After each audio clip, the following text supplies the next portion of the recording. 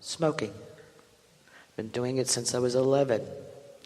I've been trying, but there seems to be some kind of block. Often when someone presents us with 1 or 2 or 3 questions, it's the same question all 3 times. So the answer is the same all 3 times.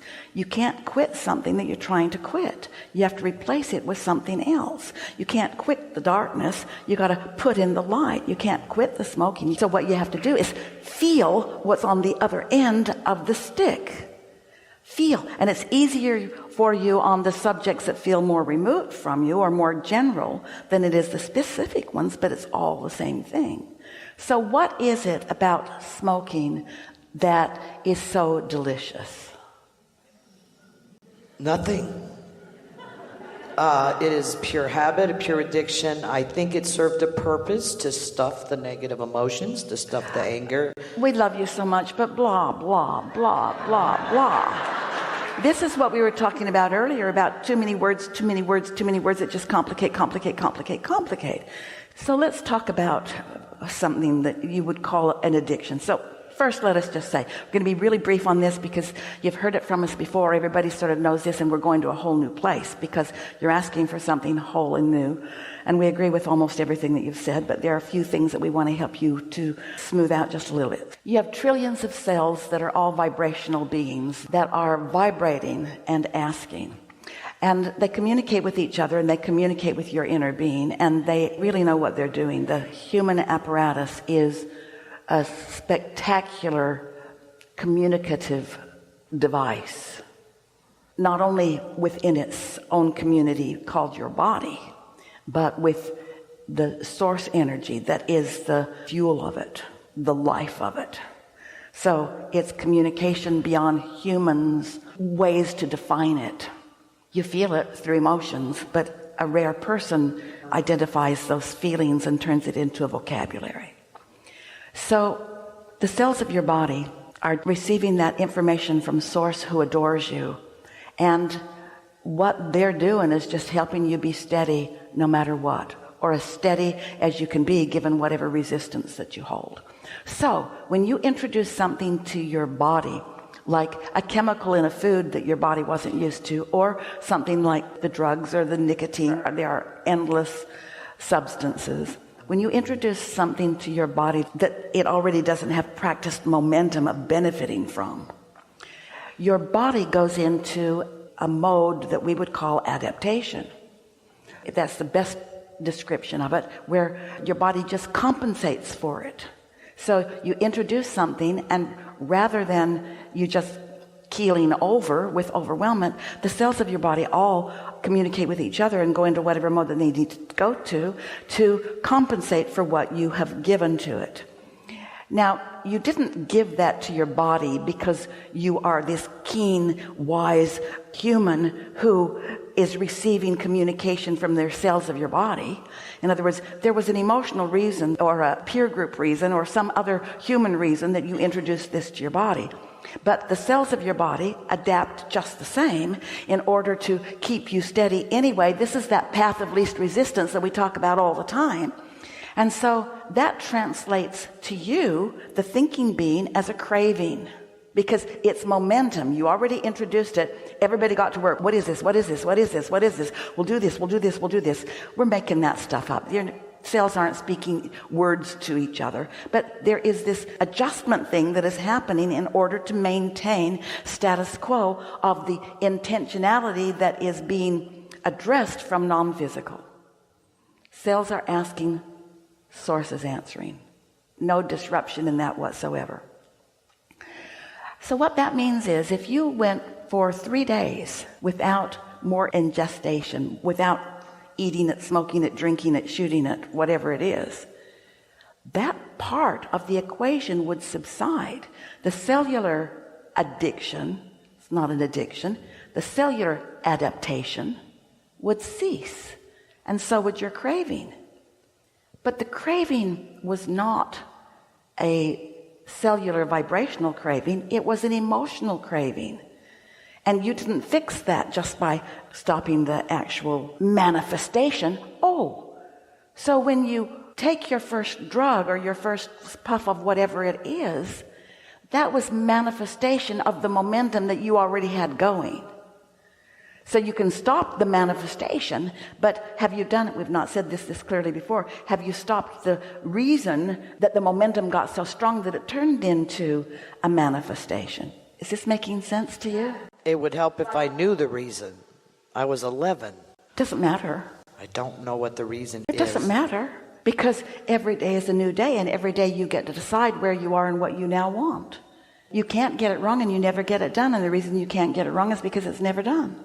But what we're getting at here is that there's a momentum in all things.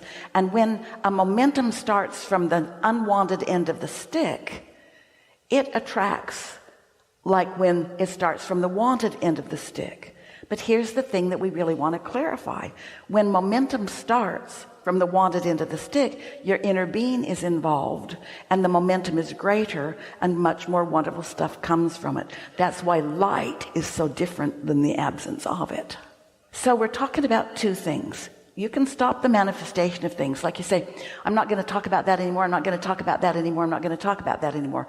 Esther, on her closing loops game that she plays, she's playing a game every day. Loops she's closing and loops she's opening. She said, I've closed the loop on TV news. Close the loop on it. Well, she hasn't really. And if the subject were smoking, she'd be smoking right now. Or she'll close the loop on Diet Pepsi. I'm going to close the loop on Diet Pepsi because I believe that it is poison and delicious. Now, you can stop doing something. What we're getting at, you're really going to like this. You've got to get some momentum going about what you're going to do so that the momentum causes the behavior shift, not try to do the behavior shift from the negative end of the stick. Does that make sense to you? You want to get your inner being in on helping you do what you want to do. Now, we know for sure that you are a receiver. You get your inner being in on all of that. You just haven't used the same application of getting your inner being involved on this other thing that you're saying that you're having a hard time letting go of. So that's why we're asking you. I'm doing the meditation. I'm getting out in nature. I'm doing the music. We get that, and that's why you're happy most of the time. But on this subject, I got off TV. On this subject of wanting to release smoking, can you remember, or can you tell us what about it is good feeling? Comfort. Calming. Comfort. Now there, a little bit ago you said there's nothing about it, but there is. No, it has always been my comfort, my buddy. So go with that. Go with that comfort, even while you're smoking. Acknowledge that the reason for this is because, in other words, when you say I'm going to stop this terrible thing, you're not. You're just encouraging more of it. We were talking to our friend earlier, when you look for the easy existing matches, every particle of the universe has wanted and unwanted in it.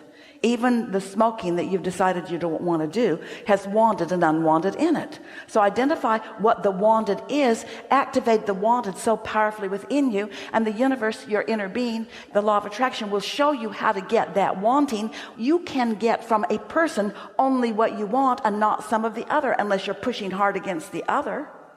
When you say no to any part of anything, you introduce it into your point of attraction, so you get it all. So you get some comfort and you get some guilt, you get some comfort and you get some uneasiness, and on and on and on it goes. Well, you can clarify that. You can clarify that. And your inner being will help you clarify that. There are people who actually breathe more deeply because they smoke. That's what I did as a child.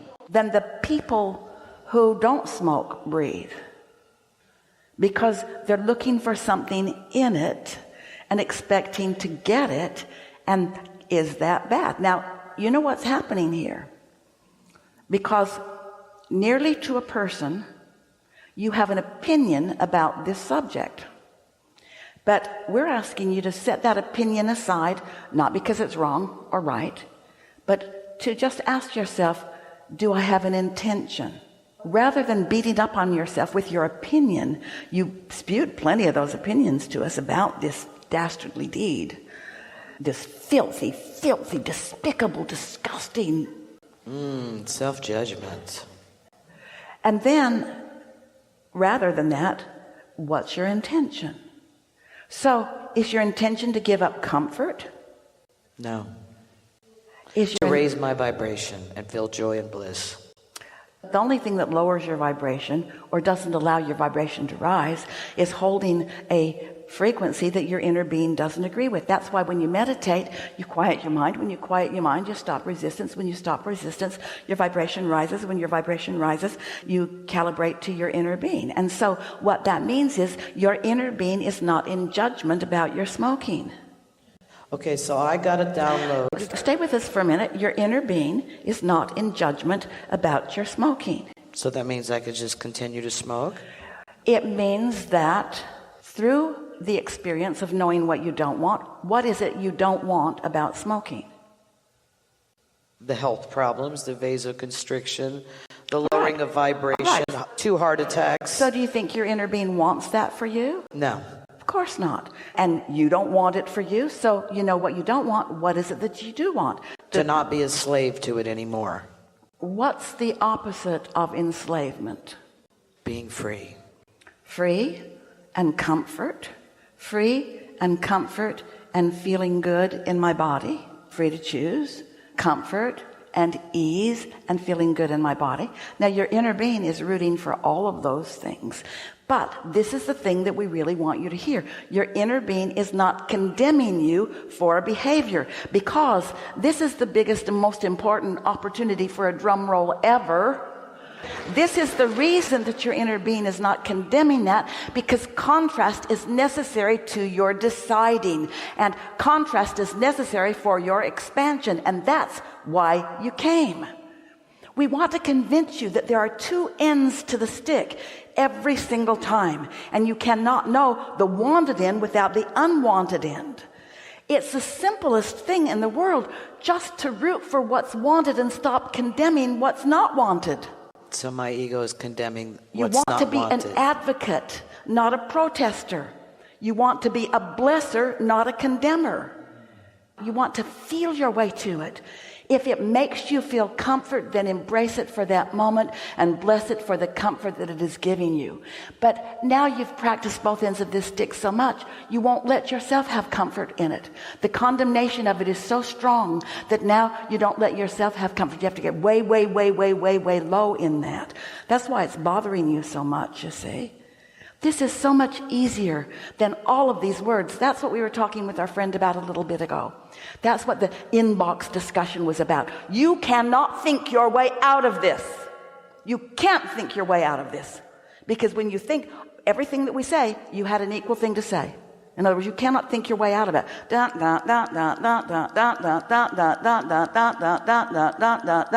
are you going? Nowhere, nowhere, nowhere, nowhere, nowhere. Stand right here. Stand right here. How do you feel? Good, bad, good, bad, good, bad, good, bad, good, bad, good, bad. How's it going? Same, same, same, same, same, same, same, same, same, same, same, same, same, same. Want something different? Yes, no, yes, no, yes, no, yes, no, yes, no, yes, no. Think you can do it? Yes, no, maybe, maybe, maybe. The point that we're getting at is that you can't think your way out of anything, because there are always those that think that that is a good idea, and always those who think that that is a bad idea. And when you are this free being who has come into this body in order to make your own decisions about what you prefer, then you can leave what everybody else thinks out of it and focus upon what you prefer. But you got to get in sync with your inner being, who really knows, bottom line up front, what you prefer and what your path of least resistance is to it. If you've been protesting your way to try to get to what you want, then you've got so much resistance. It's resistance that breaks your body down. It's resistance that causes you to not feel good. It's resistance that wears everything out. You know that. The electricity that flows into your planet and through the wires and into your houses and into all of your appliances, that electricity comes in a form greater than your appliances or your wires or your houses could endure if it were not for some resistance that mutes it. Everything is like that. You've got to find the balance of your desires. You've got to resonate with that which your inner being is about.